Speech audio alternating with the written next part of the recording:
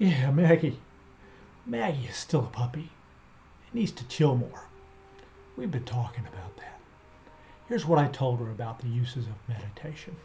Huh, Maggie? Just a good girl. My wife, Lynn, and I said one evening as we sat reasoning together, she said, ride the wave.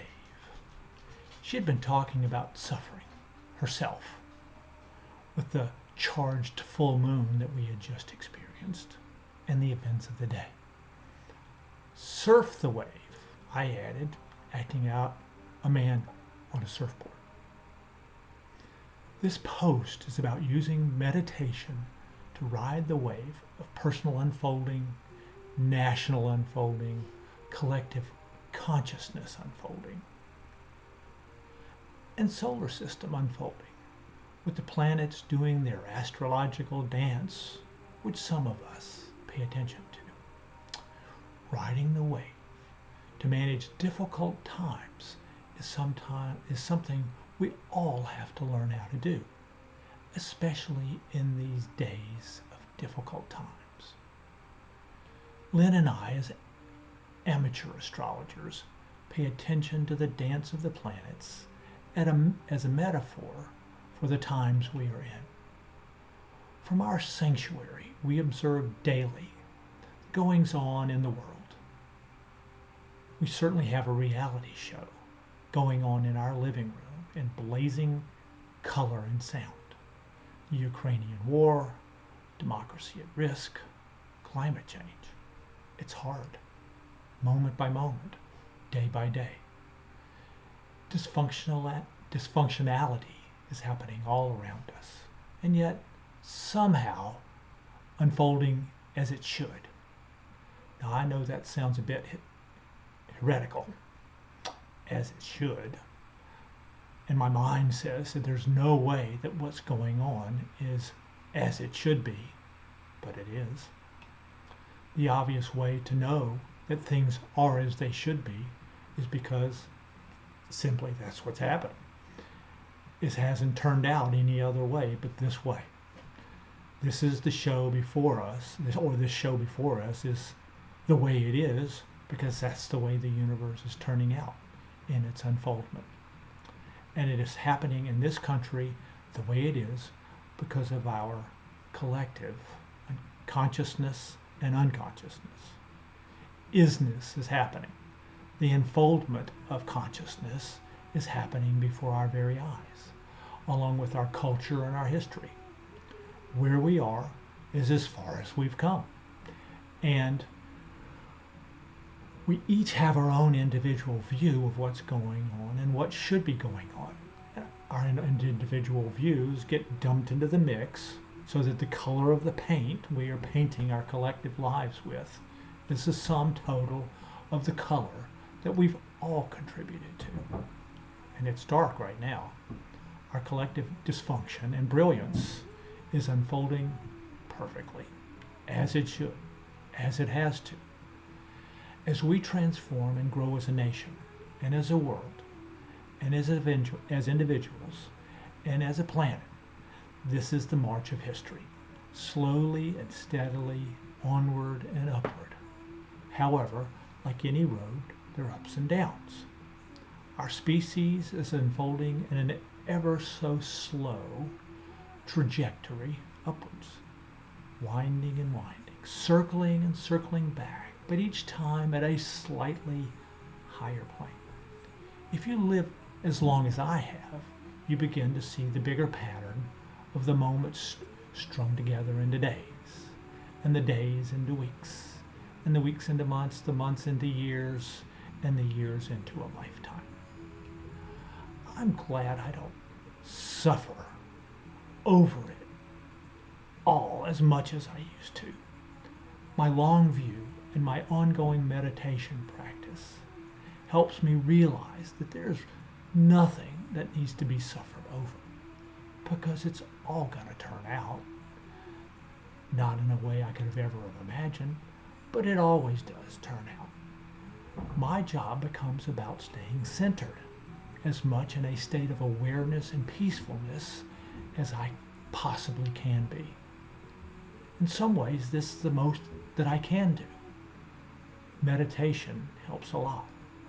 I keep coming back and back to my higher consciousness meditation process and practice, and my awareness of presence, the confluence of forces that are happening in Blair world, the world I inhabit, the world I create, the world that's creating me.